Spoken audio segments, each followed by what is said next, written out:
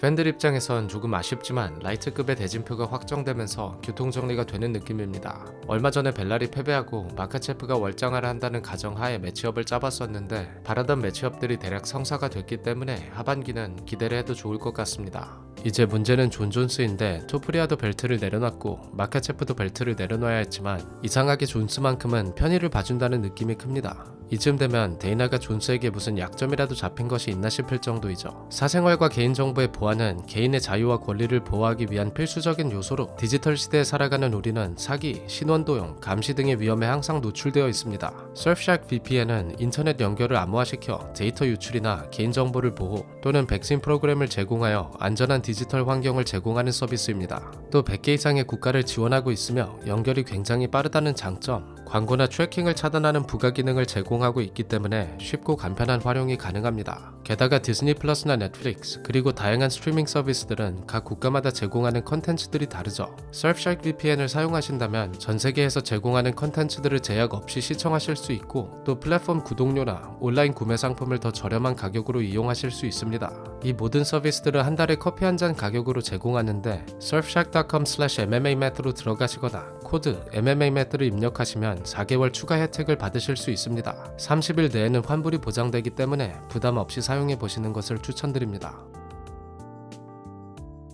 현재 일리아 토프리아와 찰스 올리베라의 오프닝 배당 차이가 많이 나는 상황이죠. 무패, 페더급 최고의 선수들을 연달아 넉아웃시키며 월장을 한 만큼 토프리아가 탑덕인 것을 예상할 수는 있었지만 지금의 배당 차는 말도 안 되는 숫자라고 생각합니다. 나이도 있고 경기마다 올리베이라는 한 번씩 휘청이는 모습을 보이기 때문인 것 같은데 토프리아의 입장에서 올리베이라는 충분히 위험한 상대이고 누가 이겨도 전혀 놀랍지 않은 경기라고 생각하기 때문에 이 정도의 배당 차라면 올리베이라에게 배팅을 하는 것이 더 현명한 선택이지 않을까 합니다. 물론 경기 당일까지 배당차가 훨씬 더 줄긴 하겠죠. 경기 외적인 요소로 보았을 때 커리어 막바지에 올리베이라가 얻은 마지막 기회이긴 합니다. 하지만 현재 벨트가 없는 토프리아는 패배한다면 진짜 애매한 입장이 되어버리는 만큼 잃을 것은 토프리아가 더 많은 경기라고 생각합니다. 토프리아와 같이 어우라와 자신에 대한 확신이 경기력이 아주 중요하게 작용했던 파이터가 만약 패배한다면 이전까지의 퍼포먼스를 보일 가능성은 당연히 낮을 수밖에 없을 겁니다.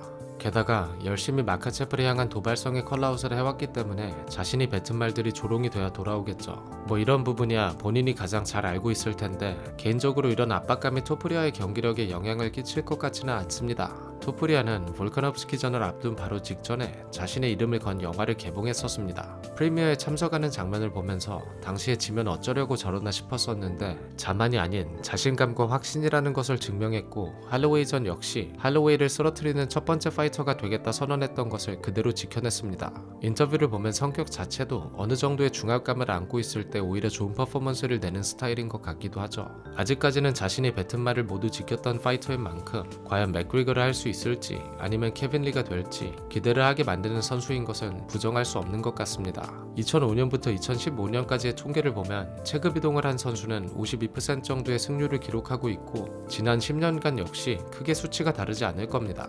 성공적으로 체급 이동을 한 대표적인 선수들을 보자면 로버트 웨데커, 션 스트릭랜드, 알렉스 페이라, 앤토니 존슨, DC, 프랭키 에드거, 찰스 올리베이라, 저스틴 포이레, 도스 아뉴스 뭐 사례가 많죠. 하지만 BJ 팬과 같이 괴상한 경우가 아니라면 월장을 한 케이스를 전반적으로 보았을 때 자신의 신체 조건에 어긋나게 무리한 감량을 하면서 경기력이 좋지 않던 선수들이 체급을 올리며 더 좋은 경기력을 보이는 경우가 많았습니다.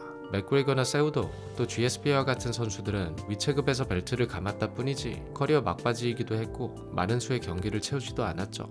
그렇기 때문에 체급 이동 전과 후의 기복 유지가 됐던 프랭키 에드거나 비스빙, 다니엘 코미어, 또 랜디 커투어와 같은 선수들이 더 대단한 것 같습니다. 아무튼 토프리아를 보면 라이트급에서는 커리어 두 번째 경기입니다. 토프리아는 MMA 데뷔를 페더급에서 했고 벤텀급에 도전을 한번 했었는데 벤텀웨이 두 번째 경기에서 체중을 맞추지 못하면서 브라이언 블랑을 이겼음에도 벨트를 감지는 못했습니다. UFC에는 페더급으로 데뷔를 했고 3승을 한 후에 좌이어벌전이 라이트급 첫 도전이었습니다. 그 경기가 토프리아가 유일하게 넉다운을 당한 경기인데 허벌전에서 역전승을 거둔 이후에 다시 페더급으로 돌아오며 브라이스 매치를 상대했습니다.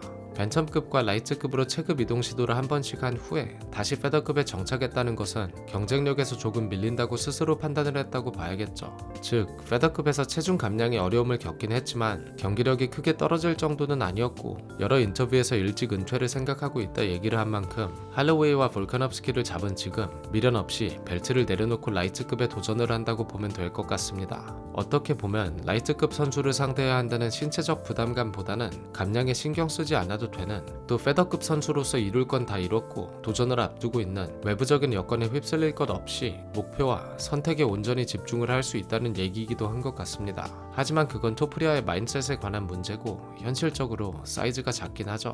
현재 라이트급 랭커들의 평균 키는 178cm이고 위치는 183cm 정도 됩니다. 토프리아의 키는 170cm에 위치는 175, 신장은 그렇다 치더라도 두께감이 수치상으로 같은 170cm인 사루키안과 비교했을 때 크다는 인상을 받지는 못할 것 같습니다. 사루키안은 라이트급에서 신장이 작은 편이지만 올리베이라와 섰을 때 오히려 더 두꺼워 보였는데 토프리아는 차이가 아마도 뚜렷하게 보일 겁니다.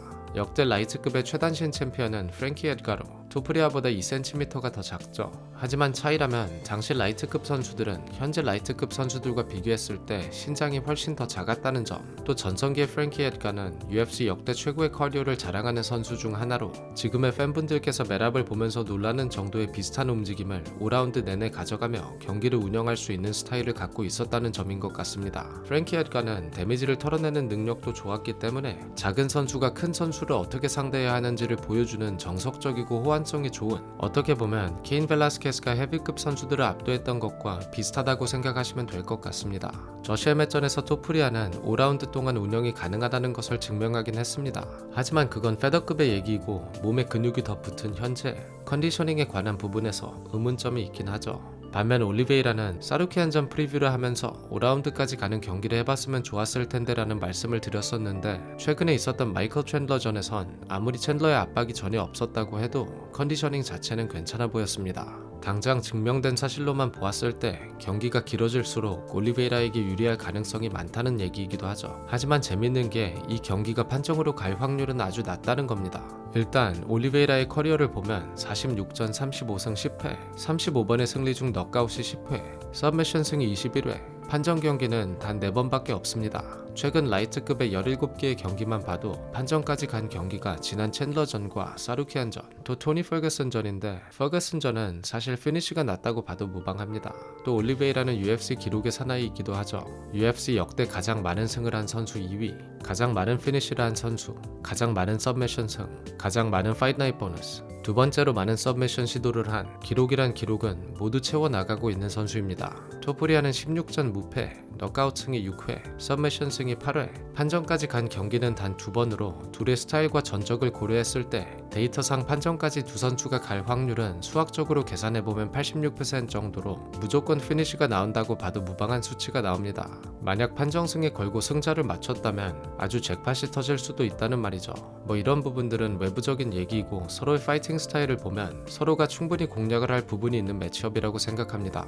우선 그래플링과 같은 경우는 올리베이라가 웬만하면 우위를 점한다고 보는 게 맞을 것 같습니다. 예전부터 토프리아의 레슬링에 관해서는 의문점이 있다고 말씀을 드렸었는데 그레코로만 레슬링이 베이스라곤 하지만 개인적인 생각으로 현재 토프리아의 스타일은 그래플링 게임에 대해 어느 정도 한계점을 스스로 파악하고 변화를 시킨 스타일이 정착을 한 것이 아닐까 생각합니다. 일단 UFC 무대에서 보여준 것이 많이 없기도 하고 그나마 좋은 그래플러였던 브라이스 매치를 넘긴 것은 먼저 데미지가 들어가고 나서이기 때문에 크게 판단을 할 수 있는 기준이 되지는 못한다고 생각합니다. 오히려 테이크다운 디펜스가 좋은 할로웨이를 넘기고 피닝을 하지 못하는 모습을 보였는데 허벌전과 같이 다운을 당한 후에도 붙으며 버티거나 할로웨이전과 같이 넘길 수도 있다는 셋업을 위한 태클, 혹은 데미지가 있는 상대를 피니시 시킬 수 있을 정도로 현재 자신의 스타일에 잘 맞춘 것이지 올리베이라를 상대로 그래플링 게임에 자신감을 가질 정도는 아니라고 봅니다. 만약 올리베이라를 넘기고 상위에서 잘 컨트롤할 수 있다면 제가 완전히 틀린 것이겠죠. 찰스 올리베이라는 상대의 백을 타는 스킬이 현재 UFC 선수들 중 가장 좋다고 봐도 과언이 아닙니다.